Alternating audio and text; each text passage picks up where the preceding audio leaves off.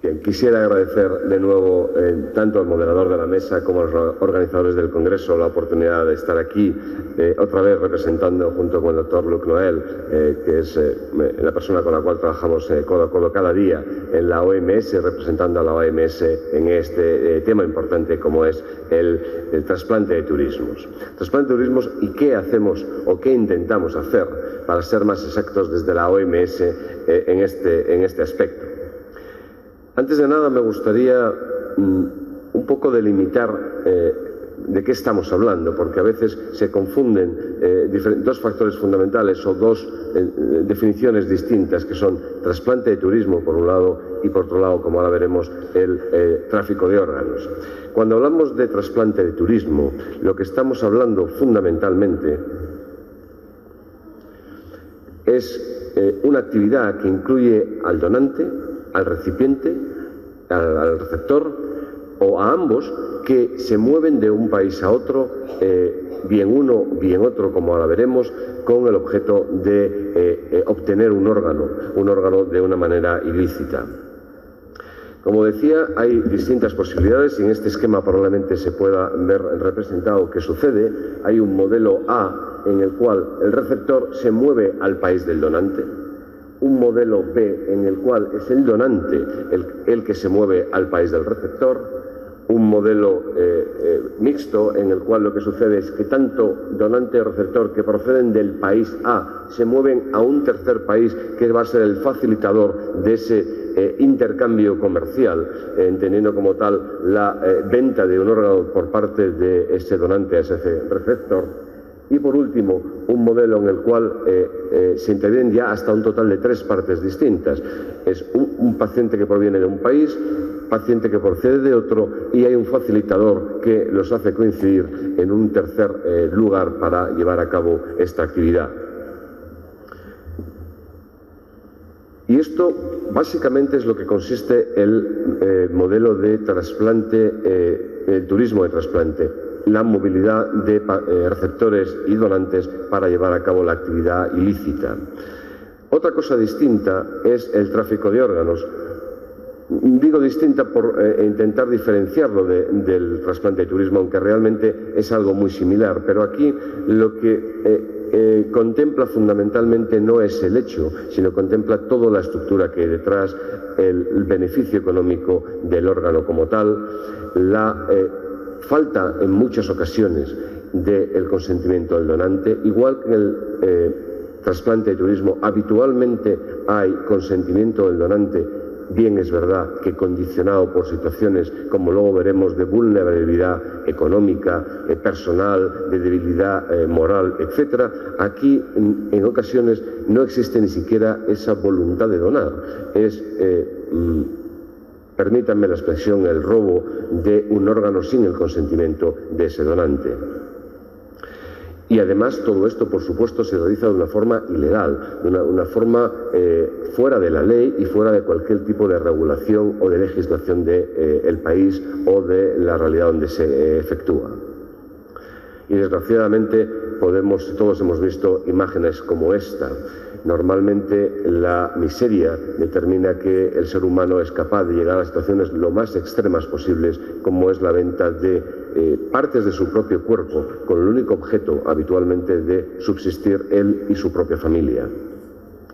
Pero esto no es un problema nuevo. No es un problema nuevo, no es un problema reciente. Es verdad que ahora tiene una mayor notoriedad. Veremos que los medios de comunicación se han hecho eco, hay un acceso a Internet mucho más fácil, pero no es algo nuevo. Es algo que ya se evidenció desde el principio de la era moderna del trasplante, de principios de los años 80. A mediados del 2005, en este estudio hecho y publicado en la revista de Antropología, ya se decía que había países en los cuales esto se producía con una mayor frecuencia e incluían fundamentalmente a la India, hacían referencia a Egipto, a las Filipinas, a algunos países de la antigua Unión Soviética y lo que todos hemos conocido también, la donación o el trasplante de órganos procedente de ejecutados en China.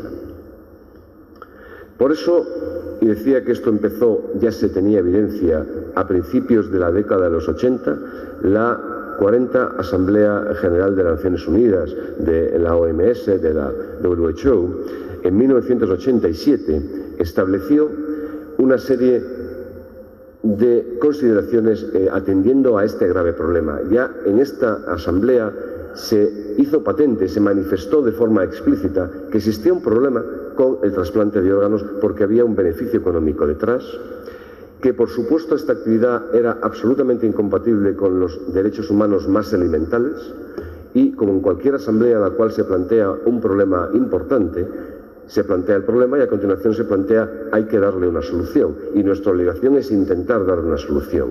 La solución es que se requiere a nuestro director general el que dentro de la organización se desarrolle una determinada acción y esta acción que se pidió en el año 87 fue el desarrollar o el establecer unos principios éticos o unos principios rectores de la actividad de trasplante. El proceso nunca es fácil y siempre es largo y complicado, sobre todo en una estructura que tiene muchos Estados miembros, tantos como 194, con realidades distintas dentro de esos países. Y no fue hasta el año 2004 en el cual realmente se establecieron estos primeros principios rectores que intentaban regular o intentaban establecer unas pautas claras a toda la comunidad internacional sobre qué había que hacer o cómo había que proteger al desfavorecido en el tema del trasplante. Y una de las cosas que se decía es que se requería a todos los Estados miembros, y todos los Estados miembros son tantos como 194, a proteger a los pobres y a los más vulnerables de este turismo de trasplante, porque es obligación de la OMS el proteger la actividad profesional de algunos que nunca vaya en detrimento de otras personas. Pero, ¿cuáles son las razones? ¿Por qué se produce este turismo de trasplante? Yo creo que es bastante sencillo, que todos lo conocemos, pero me gustaría resumirlas un poco. Esta mañana hemos visto esto, que es el número de órganos trasplantados en el último año. Hemos visto que estaba incrementándose, que eran buenas noticias. Estábamos en 114.000 trasplantes de órganos sólidos hechos el año pasado, pero desgraciadamente que solo cubría el 10% de las necesidades reales. Y de hecho no hay más que irse a la lista de espera de diferentes continentes. Y si hablamos de la Unión Europea, el año pasado se efectuaron 29.000 trasplantes, 30.000 trasplantes, mientras que la lista de espera realmente doblaba las necesidades de trasplantes efectuados. Y lo que es peor, durante el periodo de lista de espera, casi 4.000 pacientes se murieron esperando un órgano que no llegaba. Si hablamos de América Latina, y los datos que tenemos solamente corresponden a 11 países de toda América Latina, se efectuaron 15.000 trasplantes prácticamente, pero con una lista de espera que es 3 veces superior a realmente a los trasplantes que se efectuaron, y también con la desgracia de que 3.000 personas fallecieron en el periodo de lista de espera. Si hablamos de Estados Unidos, les voy a poner 2 imágenes de esto, cualquiera de ustedes puede acceder, no hay más que acceder a la página de la unos.org, que se actualiza, la lista de espera en Estados Unidos se actualiza permanentemente, tan permanentemente que yo preparando esta charla entré en la página de la UNOS y encontré esto, 120.856 pacientes en lista de espera en ese momento.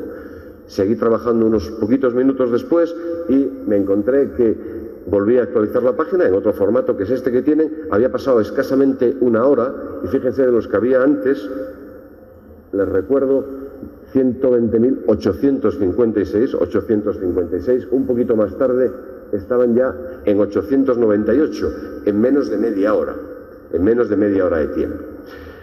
Y aquí sucede lo mismo. ¿Qué sucede? Lo que les decía, que desgraciadamente esta enorme lista de espera que se va produciendo y que está descontando los que se están trasplantando, son los nuevos que se incorporan, y también está descontando esto, está descontando los 17 pacientes que en Estados Unidos se mueren cada día esperando el órgano, lo cual supone por encima de 6.000 al año. Con lo cual parece evidente que la primera razón para el tráfico de órganos es esa necesidad que muchos pacientes, esa angustia que muchos pacientes suman o padecen de estoy en lista de espera, me voy a morir, probablemente me voy a morir, si no me voy a morir tengo una mala calidad de vida porque estoy sometido a diálisis. Entonces el problema radica en que hay una escasez de órganos y esto es fundamentalmente la mayor causa o la causa más importante para el tráfico de órganos. Por supuesto no es la única, pero sí la causa fundamental. Y además esta escasez de órganos se va a agravar porque la insuficiencia renal crónica con estadio final está aumentando. Fíjense que solamente se efectuaron 76.000 trasplantes renales, 74.000 trasplantes renales el año pasado, cuando hay 2 millones de personas en diálisis en el mundo, que además no corresponde con la realidad. 2 millones de personas que tienen acceso a diálisis. Hay mucha gente que no tiene acceso a diálisis en muchas partes de este mundo y, de hecho, 1 millón de personas mueren como consecuencia de insuficiencia renal porque no tienen ninguna alternativa, no tienen alternativa de trasplante, pero ni siquiera tampoco tienen alternativa de diálisis. Y va a ir aumentando al menos en 100.000 personas al año la necesidad de incrementarse. De hecho, este estudio que se publicó decía que en 10 años, sobre todo en los países en vías de desarrollo, los países que podríamos llamar de segundo y tercer mundo, la necesidad de diálisis derivado de insuficiencia renal se iba a duplicar. Sí, se iba a duplicar porque lo que había es mayor diabetes, mayor hipertensión. Con lo cual, como mi colega el doctor Noel dice, esto es un problema. Es un problema que determina que pensamos, no tenemos datos realmente, tenemos una estimación basada en diferentes estudios, pero no son datos, porque como en cualquier actividad delictiva, y esta lo es una actividad delictiva, oculta, mafiosa, como puede ser el tráfico de drogas, como puede ser el tráfico de armas, es muy difícil conocer cuál es la realidad. Nuestra estimación es que aproximadamente entre el 5 y el 10% de los trasplantes que se realizan en el mundo corresponden a trasplantes ilícitos. Estábamos hablando de 114.000 trasplantes, estamos hablando, por lo tanto, entre 8, 10, 12.000 trasplantes de carácter ilícito anualmente que podamos estimar. Pero además de esta escasez de órganos, además la cobertura sanitaria, como hemos visto, no es la misma y no es uniforme en algunos países. En algunos países la realidad es esta, países ricos, países con recursos, donde el acceso a la terapia sustitutiva es sencilla, pero desgraciadamente no solamente es sencilla la terapia sustitutiva, sino que es sencilla la posibilidad de trasplante o de buscar el trasplante en otras realidades sanitarias que son estas, donde no existe esa posibilidad de terapia de ningún tipo y el paciente fallece. Simplemente un ejemplo para que vean cuál es la prevalencia de la insuficiencia renal crónica terminal, la insuficiencia renal que requiere tratamiento en unos países de segundo o tercer mundo. Pakistán, pacientes con insuficiencia renal terminal, pacientes que pueden acceder a un tratamiento sustitutivo. Y fíjense, simplemente en México, que lo tenemos aquí al lado, que son países de Latinoamérica, esta es la prevalencia y estos son, desgraciadamente, los pocos pacientes que pueden acceder a una terapia sustitutiva. Tercer problema, realmente es la miseria en el mundo, la vulnerabilidad de algunos estratos sociales de determinados países. Y este es realmente el problema, porque estamos aprovechando o se están aprovechando de esa circunstancia de vulnerabilidad personal, de miseria. Realmente hay ocasiones en las cuales un padre en determinados países del mundo es capaz de vender como suena, vender por $2.000 un riñón, con el único objeto de que su familia subsista completamente, toda la familia, durante 1 o 2 años. Pero ¿qué pasa después de ese año? ¿Qué pasa con esos $2.000 que ha gastado desgraciadamente en mantener su familia? Es difícil, porque después el paciente no solamente no va a tener más recursos, sino que además va a estar enfermo. ¿Cuál va a ser su posibilidad de seguir viviendo? Porque nadie le va a hacer un seguimiento, porque las secuencias derivadas de esa extracción renal van a ser importantes. Y por último, porque hay países donde no existe un marco legal que proteja esto y es obligatorio. La OMS requiere a los países miembros a que establezcan un marco regulatorio. Porque si no, sucede esto que es lo que se ha denominado, que esto es una figura clásica, la teoría de la pendiente, en la cual, como ven, lo que sucede es que en el trasplante vivo, si está regulado, realmente no hay problema. Si está regulado en el país y existe una normativa adecuada, no existe problema. Pero cuando empieza a existir una falta de regulación, esto hace que los criterios se extiendan. ¿Qué significan los criterios? Significa que ya no es relacionado de primer grado, de segundo grado, de tercer, de cuarto grado, sino que es alguien que conoce. En resumidas cuentas, empiezan a relajarse, probablemente de forma intencionada, los criterios. Esto conlleva necesariamente a que alguien vaya a hacer negocio de esta situación, empieza la comercialización y desgraciadamente nos lleva a la peor situación, que es el tráfico de órganos.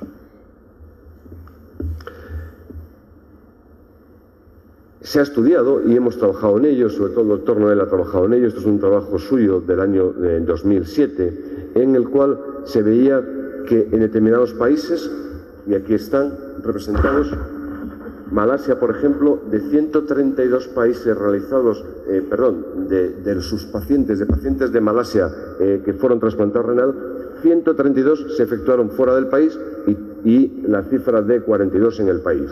Y miren, lo mismo, Omán, 83 trasplantes fuera del país, solo 8 dentro del país. ¿Qué estaba pasando? ¿Por qué los ciudadanos de Omán se van a trasplantar fuera y no se trasplantan en su propio país? Les recuerdo la segunda o tercera diapositiva, receptor que cambia de país buscando ¿qué? Buscando un órgano. Esto es una diapositiva también clásica de año 2005-2006 que corresponde a este trabajo, donde en la realidad estos son los países donde la mayor parte de los receptores iban a buscar un órgano. Fíjense que en Colombia en esta época, estamos hablando, afortunadamente las cosas han cambiado, si ven que son el A es el tipo de órgano, estos son habitualmente riñón, pero incluye también otros.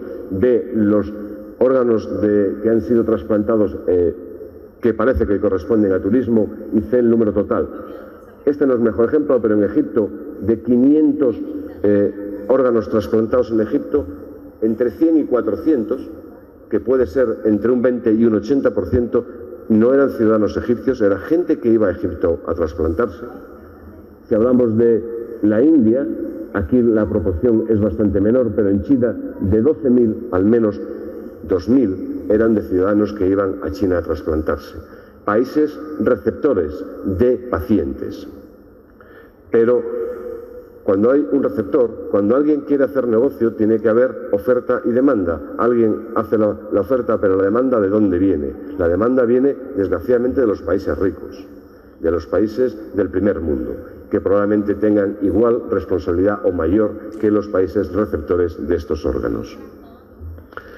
Y además la situación va moviéndose de unos años a otros. Esto es ciudadanos de Omán. Fíjense que se han movido durante una temporada, se iban a la India. Cuando en la India las cosas se iban a poner más complicadas, afortunadamente gracias a nuevas regulaciones, empiezan a haber otras alternativas y se van a Irak a trasplantar.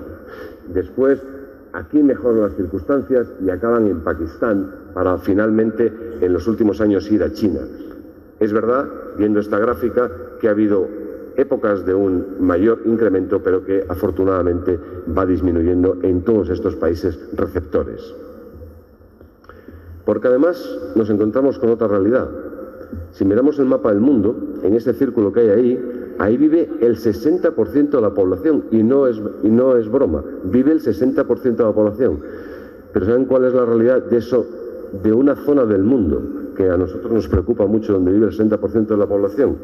Pues que solamente tienen entre el 2 y el 3% de los donantes cadavéricos del mundo.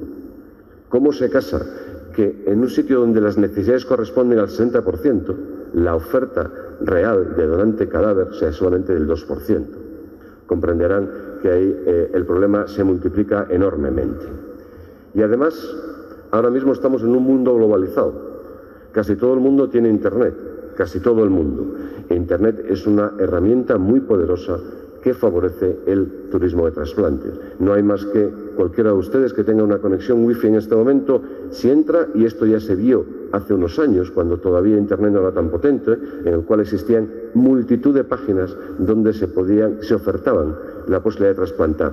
Pero si no nos vamos a hace 2007, que es este estudio, sino que nos vamos a esta misma semana, ustedes entran aquí y encuentran, dicen procedimiento. No tienen más que clicar donde pone procedimiento a elegir, le dan y aquí tienen los precios. Hospitales reconocidos de nuestra región que están aquí al lado y les dicen que un trasplante de de hígado se lo hacen por $100.000, que un trasplante de riñón, por algún lado estaba, ahora mismo está en $39.000 y está puesto precio. Y pueden seguir buscando. Y si buscan encuentran todo lo que quieren. Fíjese, México tiene varias ofertas para ir allí.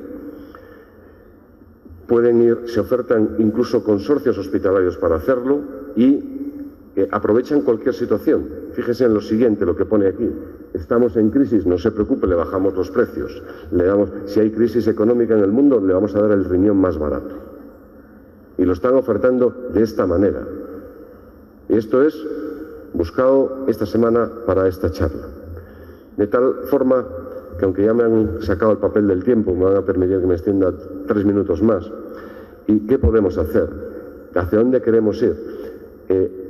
¿Qué puede hacer la OMS al respecto? El progreso del trasplante está en esta escala inestable que podemos ver que en un lado lo que tenemos es fomentar la solidaridad, la equidad, el respeto a la dignidad de la persona, pero en el otro lado, y siempre existe, está justo lo contrario, la pérdida de la dignidad de la persona, ese mercado oscuro, la inequidad, la explotación, en resumidas cuentas, del ser humano. ¿Y hacia dónde queremos ir? ¿Queremos ir hacia este lado? Probablemente no es lo mejor. Y por supuesto, estoy convencido que todos los que estamos aquí, nadie quiere esta opción. Lo que queremos es la otra opción. Fomentar el que la balanza y el progreso del trasplante se base en la solidaridad del ser humano, solidaridad de los ciudadanos y en la equidad. Y ahí es donde entramos, o intentamos entrar nosotros, donde entrar la Organización Mundial de la Salud. Intentamos que los Estados miembros tengan absolutamente claro que son ellos los responsables, que nosotros podemos aconsejarles, podemos recomendarles, podemos influir de alguna manera, pero que son los propios Estados los que tienen que hacerlo. Y se van haciendo modificaciones en la reglamentación, se han establecido nuevos principios en las últimas asambleas de la OMS. En estos modelos de principios que existen desde el año 2010, que ustedes ya conocen, y que básicamente lo que hacen es, hay que maximizar la donación de cadáver. Cuanto más órganos de cadáveres existan, menos necesidad de órgano vivo habrá. Cuanto menos necesidad de órgano vivo habrá, menos posibilidad habrá de comprar un órgano. Maximizar al máximo la donación de cadáver, esto es fundamental. Y esto es lo que esta mañana les enseñaba de la suficiencia o la self-sufficiency de Madrid. Cada Estado tiene la obligación de desarrollar proyectos que satisfagan la necesidad de sus propios pacientes, para que no existan estas diferencias mundiales en donación de cadáver. Y los esfuerzos nacionales tienen que ir en todos los aspectos, en el marco legislativo, coordinando la actividad de la autoridad con los ciudadanos, copiando aquellos modelos que funcionan, estableciendo modelos de donación parado, de corazón parado para aumentar la donación. En resumidas cuentas, todo esfuerzo que implique un mayor órgano disponible, fundamentalmente de donante cadavérico, va a ser un arma absolutamente eficaz en la lucha contra el tráfico. Pero al mismo tiempo, para que la sociedad colabore y tenga confianza, lo que es fundamental es una distribución equitativa. No podemos pedir a la sociedad que done órganos si no le respondemos con la misma equidad. Cualquier persona tiene que tener la seguridad que si necesita terapia sustitutiva, que si necesita un órgano, lo va a tener con las mismas condiciones que la persona que lo pueda pagar. Y hasta en China, donde están haciendo grandes progresos, uno de sus principales puntos para cambiar esta mala imagen que es real y que ha sido real durante muchos años, ha sido un nuevo sistema que permite una distribución a través de un sistema informático aleatorio que permita obtener el mejor receptor sin que intervenga la mano del hombre y, por lo tanto, transmitamos la confianza a la sociedad de no va a haber privilegios de que el órgano va a ser para una persona en concreto. Estoy terminando y es absolutamente fundamental en este proceso de lucha contra el turismo de trasplantes que los profesionales que nos dedicamos al mundo del trasplante desde cualquier de sus facetas, seamos aquellos que ante cualquier sospecha, ante cualquier actitud que consideremos ilícita, no la pasemos por alto y seamos los primeros que denunciemos a las autoridades cualquier actividad que pueda estar poniendo en menoscabo la dignidad de otras personas. Los profesionales tienen la obligación de reportar a las autoridades. Esta foto es del doctor Noel, que me la ha dejado amablemente y dice que tenemos que trabajar juntos los profesionales, esto es política de la OMS, y las autoridades. Y tenemos que ir en conjunto. Y la única forma de que podamos luchar con el turismo de trasplantes es yendo juntos. Son los primeros, los profesionales sanitarios, los que tienen que promover la equidad y evitar, por supuesto, cualquier otra acción. Y las autoridades tienen sus obligaciones. Las autoridades tienen que trabajar. ¿Trabajar qué? Regulándolo, poniendo las mayores trabas legales para que esto no suceda. Bueno, hay diferentes ejemplos. En Nicaragua, esto es de hace muy poquitos días, ha publicado una nueva legislación que dificulta el problema. Costa Rica lo ha hecho. Costa Rica, que era un país receptor de pacientes para trasplantar, ha hecho muy sencillo. Esto que hay ahí, y lo encontrarán en internet, en YouTube, está el vídeo de la detención del principal jefe de nefrología del país, porque estaba involucrado en un tráfico de órganos. Está detenido, afortunadamente, está en la cárcel, y esto ha movido a las autoridades a establecer una nueva legislación. Nadie en en Costa Rica se puede trasplantar a no ser que lleve viviendo en Costa Rica al menos 2 años. No se podrá incluir en lista de espera. Esto evita el que alguien vaya a Costa Rica a ponerse el órgano y se marche. Irá y obtendrá un órgano de forma legal y con las mismas condicionantes, requisitos y tiempo de espera que un costarricense. Estos son actividades que son responsabilidad de las autoridades. España. Siempre que hablamos de España, es mi país, como saben, además se ha puesto como modelo, pero no siempre las cosas funcionan adecuadamente. Este caballero que hay aquí fue rechazado de 3 programas de trasplantes de trasplante de hígado por un hepatocarcinoma porque no reunía las condiciones. Y se marchó a China. Se marchó a China a comprar un órgano. Y no solo eso, sino cuando volvió, en un periódico de máxima difusión nacional, lo que hizo fue extender la idea de que eso era bueno, que se podía hacer, y animando a los ciudadanos a que lo hicieran. Lo cual ya no era incluso que su acción fuera reprobable y repudiable desde todos los puntos de vista, sino que además hacía apología de ello. Y ahí están las autoridades para responder enérgicamente. ¿Qué hizo el gobierno español? Respondió enérgicamente cambiando la legislación. Y la legislación, desde ese momento en España, estoy hablando de hace 3 años, ya no solamente, por supuesto, pena a el que trafique con un órgano o el que favorezca el tráfico o intervenga en un trasplante ilegal, sino que cualquier ciudadano español, residente en España, que vaya a otro país a trasplantarse y reciba un órgano legal, a la vuelta a España, como es lógico, va a necesitar tratamiento inmunológico, va a necesitar cuidados médicos. En cuanto no sepa explicar el origen del órgano, se le considera culpable y tiene la misma pena como si hubiera traficado en España, 12 años de prisión. Ya no solamente es el que lo favorece, sino el que lo recibe, aunque no sea incluso dentro del país. Eso mismo ha aparecido la semana pasada y los suecos van a hacer exactamente lo mismo, penar al receptor. Estos son acciones que indudablemente colaboran a que el turismo de trasplantes disminuya y que entre todos seamos capaces de intentar abolirlo absolutamente. Hay que trabajar en conjunto, los profesionales encima quiero decir, haciendo la suficiente presión sobre las autoridades, estoy seguro que ganaremos la partida a este tráfico ilegal. Muchas gracias. Obrigado.